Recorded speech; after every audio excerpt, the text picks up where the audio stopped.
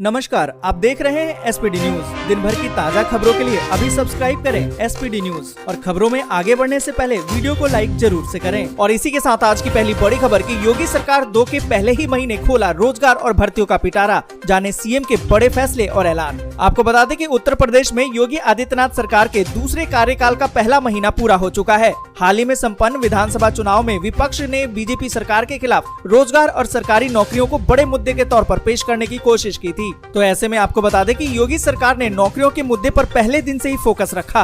बीते 30 दिनों में ही सरकार ने कई भर्तियों को खोलने के साथ ही नए रोजगार के सृजन के लिए कई बड़े फैसले लिए। आपको बता दें कि योगी सरकार ने पहले 100 दिनों में ही 50,000 लोगों को रोजगार देने का प्लान बनाया। इसमें 20,000 सरकारी नौकरी भी शामिल है। साथ ही आपको बता दें कि अगले 5 साल में यूपी में 5 करोड़ लोगों को स्वरोजगार देने का वादा किया गया है। इसके साथ ही सीएम ने ये भी कहा है कि स्वरोजगार की तमाम योजनाओं का व्यापक रूप से प्रचार प्रसार भी किया जाएगा। साथ ही आपको बता दें कि पुलिस भर्ती में भी तेजी लाई जाएगी। साथ ही आंगनबाड़ी में 20,000 नियुक्तियां की जाएंगी। इसके साथ ही 100 दिन में खाली पद जो है वो भरे जाएंगे। होमगार्ड में 20% पदों पर महिलाओं की भर्ती की जाएगी। साथ ही मेडिकल प्रोफेशनल की सीट भी बढ़ाई जाएगी। तो दोस्तों, आपके हिसाब से क्या लगता है कि जिस तरीके से योगी सरकार ने 100 दिन अपने पूरे कर लिए हैं, उन्होंने क्या अच्छा काम किया है या नहीं? अपनी राय कमेंट के जरिए जरूर बताएं। और इसी के साथ अगली बड़ी खबर की फडणवीस बोले, हम सारे हनुमान चालीसा बोलेंगे, हिम्मत है तो हमारे ऊपर राजद्रोह का गुनाह लगाकर दिखाएं। आपको बता दें कि महाराष्ट्र में लाउड स्पीकर और हनुमान चालीसा पर सियासी घमासान जारी है। भाजपा नेता और पूर्व मुख्यमंत्री देवेंद्र फडणवीस ने एक प्रेस कॉन्फ्रेंस करके उद्धव सरकार को आड़े हाथों लिया है। आपको बता दें कि फडणवीस ने कहा कि नवनीत राणा और रवि राणा पर हनुमान चालीसा पाठ करने के लिए राजद्रोह का केस दर्ज किया गया है, जो पूरी तरह से हास्यास्पद है। आपको बता दें कि हनुमान चालीसा यहाँ नहीं तो कहाँ पाकिस्तान में पढ़ी जाएगी। नवनीत राणा के साथ जेल में अमानवीय व्यवहार किया गया है। राणा दंपत्ति की गिरफ्तारी गलत और असंवैधानिक है। और इसी के साथ अगली बड़ी खबर की तेजस्वी यादव बोले, भाजपा और आरएसएस के खिलाफ लड़ते रहेंगे। 2024 के चुनाव के लिए कांग्रेस को दी नसीहत, पीके पर ही कसा तंज। आपको बता दें कि राष्ट्रीय जनता दल यानी कि राजद की तरफ से बीते दिनों आयोजित की गई इफ्तार पार्टी में मुख्यमंत्री नीतीश कुमार भी शामिल हुए। इसके बाद बिहार की राजनीति में एक नया मोड़ आने की अटकलें अब शुरू हो गई थी। हालांकि सोमवार को राजद नेता और प्रदेश के पूर्व उप मुख्यमंत्री तेजस्वी यादव ने कहा कि हम भाजपा और आरएसएस के खिलाफ जुड़ी ताकतों के खिलाफ अपनी लड़ाई जारी रखेंगे। साथ ही आपको बता दें कि उन्होंने पीके यानी कि प्रशांत किशोर पर तंज कसा है। उन्होंने कहा कि अगर एजेंसियां चुनाव जितवा सकती तो अमीर लोग पार्टियां बनाते और शासन करते। उन्होंने कांग्रेस को नसीहत देते हुए कहा कि 200 से अधिक उन सीटों पर अपना ध्यान लगाए जहां उसकी भाजपा के साथ सीधी लड़ाई है। जहां क्षेत्रीय दल मजबूत है वहां उन्हें मौका मिलना चाहिए।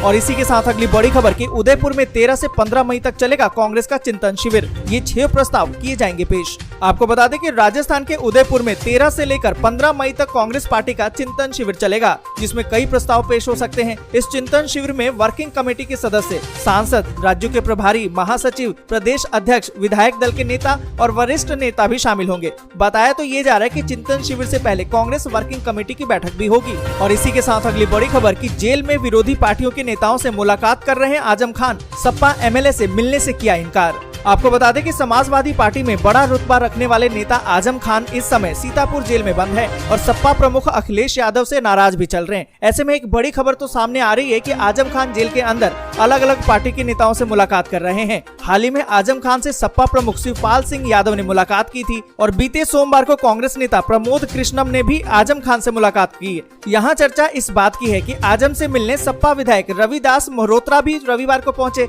लेकिन आजम और उनकी मुलाकात नहीं हो सकी। ऐसे में मीडिया रिपोर्ट्स की माने तो ये बात अब सामने आ गई है कि आजम खान ने ही सपा विधायक से मिलने से मना कर दिया था। यहाँ पर आपको बता दें कि आजम खान 2 सालों से जेल में बंद हैं और सपा प्रमुख अखिलेश यादव इन 2 सालों में केवल एक बार उनसे मिलने जेल पहुँचे हैं। कहा तो ये जा रहा है कि आजम समर्थक इस बात से नाराज हैं कि अखिलेश उनकी रिहाई के लिए एक भी आंदोलन नहीं कर रहे हैं। और इसी के साथ अगली बड़ी खबर की बॉक्सर विजेंद्र सिंह थामेंगे आम आदमी पार्टी का दामन, कांग्रेस को कहेंगे अलविदा।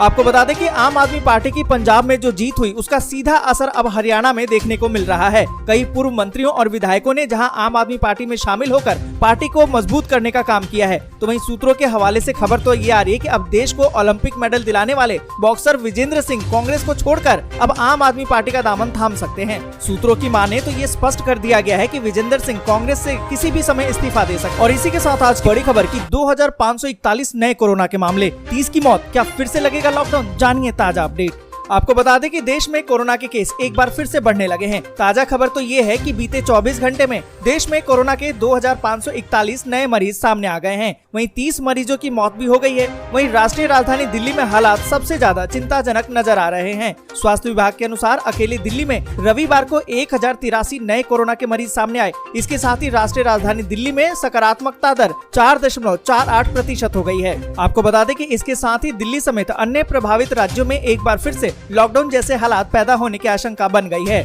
दिल्ली में बीते दिनों कुछ स्कूलों को बंद कर दिया गया है। आपको बता दें कि उत्तर प्रदेश के लखनऊ में एक ऐसा ही मामला सामने आया है। वहां के स्कूल में कोरोना विस्फोट हुआ है। 2 छात्रों के कोविड-19 के सकारात्मक परीक्षण के बाद स्कूल परिसर अगले 2 दिनों तक के लिए बंद कर दिया गया है। और साथ ही आपको बता दें कि कर्नाटक में भी लॉकडाउन लगने के आसार हैं, क्योंकि कर्नाटक के मुख्यमंत्री बसवराज बोम्मई ने आपात बैठक बुलाई है। माना तो ये जा रहा है कि बैठक में कोरोना संक्रमण रोकने के लिए बड़ा फैसला लिया जा सकता है। नई गाइडलाइन जारी की जा सकती है। आपको बता दें कि देश में कोरोना संक्रमण के बढ़ते मामलों को देखते हुए प्रधानमंत्री नरेंद्र मोदी बुधवार को वीडियो कॉन्फ्रेंसिंग के जरिए मुख्यमंत्रियों के साथ बैठक भी करेंगे। आधिकारिक सूत्रों ने इसकी जानकारी दी है और बताया है कि केंद्रीय स्वास्थ्य सचिव राजेश भूषण हालात पर प्रेजेंटेशन भी देंगे। और इन सभी के बीच अगली बड़ी खबर की ओबीसी युवाओं को आगे लाने में जुट गई है सरकार। डिजिटल प्रशिक्षण अकादमी खोलने की तैयारी। आपको बता दें कि योगी सरकार ओबीसी युवाओं को और अधिक सशक्त बनाने और आगे लाने का प्रयास कर रही है। प्रतियोगी परीक्षाओं की तैयारी करने में ओबीसी छात्र और छात्राओं को आसानी हो, इसकी सफलता मिले, इसके लिए प्रदेश सरकार प्रशिक्षण अकादमी खोलने की तैयारी में है। साथ ही सरकार की अगले 2 साल में डिजिटल प्रशिक्षण अकादमी भी शुरू करने की योजना है। और इसी के साथ अगली बड़ी खबर की भारत ने पाकिस्तान के 6 और देश के 10 यूट्यूब चैनलों पर लगा दिया बैन। 68 करोड़ से ज्यादा थी इनकी व्यूवरशिप। आपको बता दें कि देश के सूचना और प्रसारण मंत्रालय ने एक बार फिर से कड़ी कार्रवाई करते हुए गलत सूचनाएं फैलाने वाले 16 यूट्यूब चैनलों को ब्लॉक कर दिया है। इनमें से 6 पाकिस्तानी यूट्यूब चैनल और 10 भारत में चलने वाले यूट्यूब चैनल हैं। इन सभी चैनलों की कुल व्यूवरशिप 68 करोड़ से ज्यादा थी। सरकार का मानना है कि इन चैनलों का इस्तेमाल सोशल मीडिया पर फेक न्यूज फैलाने और गलत सूचनाएं देकर लोगों को भड़काने के लिए किया जा रहा था। इन चैनलों पर भारत के विदेश मामलों, सांप्रदायिक सद्भाव और सामाजिक व्यवस्था को लेकर भी गलत टिप्पणियां की जा रही थी। इसके अलावा इससे देश की आंतरिक सुरक्षा को भी खतरा था। और इसी के साथ अगली बड़ी खबर की 1 से 8वीं तक के बच्चों के लिए आज से छुट्टियां, जाने की कितने दिन बंद रहेंगे स्कूल। यहाँ पर आपको बता दें कि छत्तीसगढ़ राज्य के सभी सरकारी स्कूलों में 1 से 8वीं तक के बच्चों का टेस्ट खत्म हो चुका है। इसके बाद बच्चों को ग्रीष्मकालीन अवकाश दे दिया जाएगा। अगले शिक्षा सत्र के लिए स्कूल अब 15 जून से खुलेंगे। गौरतलब है कि पहले स्कूल शिक्षा विभाग ने ग्रीष्मकालीन अवकाश 16 मई से निर्धारित किया था। 15 मई तक स्कूल चलने थे, लेकिन अत्यधिक गर्मी पड़ने के कारण इस आदेश में संशोधन किया गया है। और इसी के साथ अगली बड़ी खबर कि 30% लोगों में बिल्कुल खत्म हो चुकी है एंटीबॉडी। कोरोना की चौथी लहर की बढ़ गई है आशंका। आपको बता दें कि देश में तेजी से बढ़ते कोरोना संक्रमण के मामले अब चिंता बढ़ाने लगे हैं। ज्यादातर केस ओमिक्रॉन और इसके सब वेरिएंट के रिकॉर्ड किए जा रहे हैं, जिन्हें अध्ययन में काफी अधिक संक्रामकता वाला बताया जा रहा है। बीते 24 घंटे में देश भर में 2500 से भी अधिक नए मामले सामने आए। वहीं 30 लोगों की संक्रमण के कारण मौत भी हो गई है। जिस तरह से पिछले 2 हफ्तों से कोरोना के मामले तेजी से बढ़ते जा रहे हैं, ऐसे में देश में संक्रमण के चौथी लहर की आशंका बढ़ गई है। और बड़ी बात तो ये है कि देश के कुछ राज्यों से अब तक के सबसे अधिक संक्रामकता वाले नए एक्सी वेरिएंट से संक्रमण को लेकर भी खबरें सामने आ रही हैं। एक्सी वेरिएंट की संक्रमकता दर को लेकर हाल ही में विश्व स्वास्थ्य संगठन ने लोगों को सचेत किया है।